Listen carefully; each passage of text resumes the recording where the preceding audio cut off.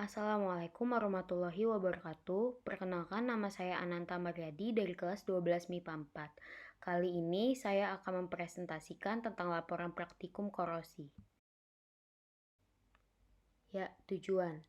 Yang pertama, mengetahui proses perkaratan paku dengan berbagai perlakuan. Yang kedua, mengetahui faktor-faktor apa saja yang menyebabkan paku mengalami korosi. Yang ketiga, mengetahui cara pencegahan korosi pada paku. Selanjutnya ada dasar teori. Korosi adalah kerusakan atau degradasi logam akibat reaksi redoks antara suatu logam dengan berbagai zat di lingkungannya yang menghasilkan senyawa-senyawa yang tidak dihendaki. Dalam bahasa sehari-hari, korosi disebut perkaratan. Contoh korosi yang paling lazim adalah perkaratan besi. Pada peristiwa korosi, logam mengalami oksidasi, sedangkan oksigen yaitu udara mengalami reduksi. Karat logam umumnya adalah berupa oksida atau karbonat. Korosi merupakan proses elektrokimia. Pada korosi besi, bagian tertentu dari besi itu berlaku sebagai anode, di mana besi mengalami oksidasi. Elektron yang dibebaskan di anode mengalir ke bagian lain dari besi itu yang bertindak sebagai katode, di mana oksigen tereduksi. Faktor penyebabnya itu tersendiri yang pertama, air dan kelembapan udara. Dilihat dari reaksi yang terjadi pada proses korosi, air merupakan salah satu faktor penting untuk berlangsungnya korosi. Udara lembab yang banyak mengandung uap air akan mempercepat berlangsungnya proses korosi tersebut. Yang kedua, berupa elektrolit. Elektrolit, asam atau garam merupakan media yang baik untuk terjadinya transfer muatan. Hal ini mengakibatkan elektron lebih mudah untuk diikat oleh oksigen di udara.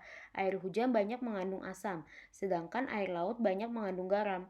Oleh karena itu, air hujan dan air laut merupakan penyebab korosi yang utama.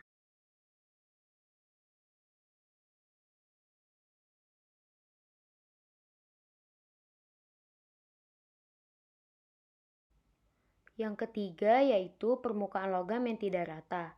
Permukaan logam yang tidak rata memudahkan terjadinya kutub-kutub muatan, yang akhirnya akan berperan sebagai anode dan katode.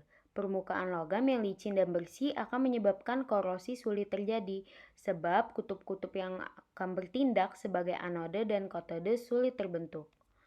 Selanjutnya yaitu ada alat dan bahan. Alat dan bahannya adalah 6 buah paku atau jarum pentul, 6 gelas plastik, air biasa, air panas, cuka, larutan garam, minyak goreng, lembaran plastik, dan amplas. Cara kerjanya, yang pertama amplaslah paku atau jarum pentul. Lalu beri tanda berbeda A, B, C, D, E, dan F pada masing-masing gelas plastik. Setelah itu, masukkan paku atau jarum pada masing-masing gelas dengan setiap gelas berisi satu paku atau jarum. Yang keempatnya, masukkan air biasa pada gelas A, air panas pada gelas B, cuka pada gelas C, larutan garam pada gelas D, minyak goreng pada gelas E, hingga setiap paku atau jarum terendam. Biarkan gelas F hanya berisi paku. Yang kelima, tutup masing-masing gelas dengan lembaran plastik. Lalu yang terakhir, amatilah foto dan catat perubahan. Masukkan paku ke dalam gelas A, gelas B, lalu gelas C, D, E, dan juga yang terakhir F.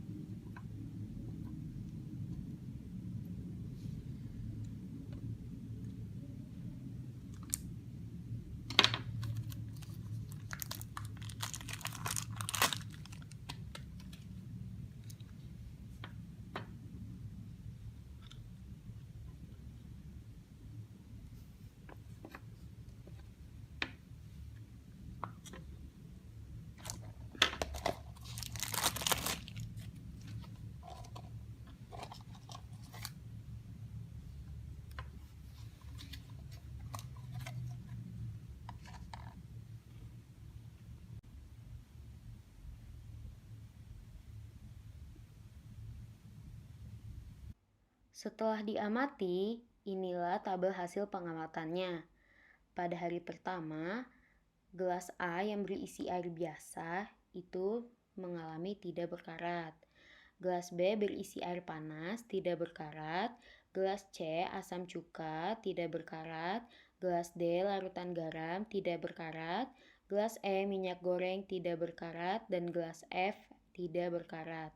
Pada hari kedua, yaitu gelas A air biasa sedikit berkarat, gelas B air panas sedikit berkarat, gelas C asam cuka sedikit berkarat, gelas D larutan garam sedikit berkarat, gelas E minyak goreng tidak berkarat, dan gelas F tidak berkarat.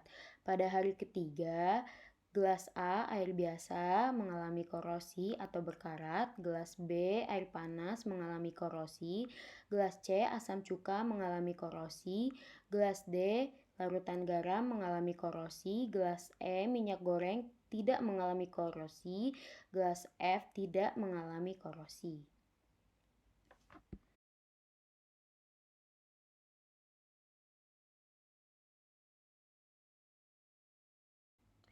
Pada kesimpulannya, berdasarkan dari percobaan yang telah dilakukan, maka dapat disimpulkan bahwa korosi adalah reaksi pada logam menjadi ion pada permukaan logam yang terkontak langsung pada penyebab korosi, seperti oksigen, lingkungan berair, serta faktor kepada pelarut. Agar tidak terjadi korosi pada besi, jangan sampai besi terkontaminasi dengan air atau larutan yang dapat menyebabkan oksidasi, sehingga besi dapat berkarat. Jika kita menghindari besi dari air, maka besi tidak dapat bereaksi dengan oksigen yang dapat membuatnya berkarat. Sekian, mohon maaf jika ada kesalahan kata. Wassalamualaikum warahmatullahi wabarakatuh.